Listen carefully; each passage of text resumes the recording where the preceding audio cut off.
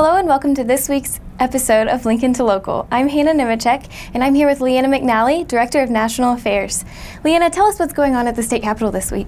Well, recently we've had a deadline, Hannah, so the House and Senate are both on their respective floors hearing bills, working through bills. The committee meetings have somewhat subsided for the time being, so the House and Senate are really getting some work done to prepare those bills to switch chambers eventually.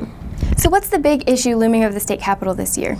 I think the budget is still the biggest issue, Hannah. You know, yesterday the state announced an additional 4% cut to its state agencies, which is a big deal. You know, eventually they begin to feel the impact of those budget cuts. So first they announced the initial budget cut, and then this past Thursday, they announced additional 4% cut, which to schools it works out to about the tune of $110 million, which rural schools really feel those types of cuts. They'll continue to feel those cuts. And of course, this is all by the end of fiscal year 2016, which is June, just coming up in June. So they'll continue to feel the impact of those cuts. But really, as a state, what are we going to do to fix this issue? And I think that's the biggest question on people's minds right now.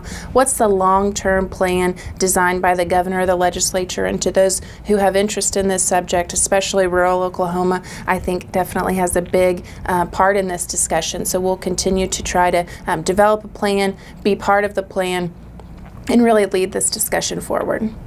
So this week, a group sued the Oklahoma State Election Board and Attorney General Scott Pruitt over the constitutionality of State Question 777. Can you give us some thoughts on that? Well, yeah, I think that it's clear that the environmentalists are still trying to pick away at Oklahoma agriculture. And, you know, eventually it begins to become hard to argue with the facts. You know, they are always talking about corporate farming and those types of things. And the truth is, the facts are that over 98% of farms and ranches in Oklahoma are family owned. And, you know, eventually it becomes hard to argue with the facts. It still proves that Oklahoma agriculture is strong, and I have a great amount of confidence in Attorney General Scott Pruitt and his staff that they'll take care of that appropriately. Thanks, LeeAnna. And thanks for joining us for this week's episode of Lincoln to Local.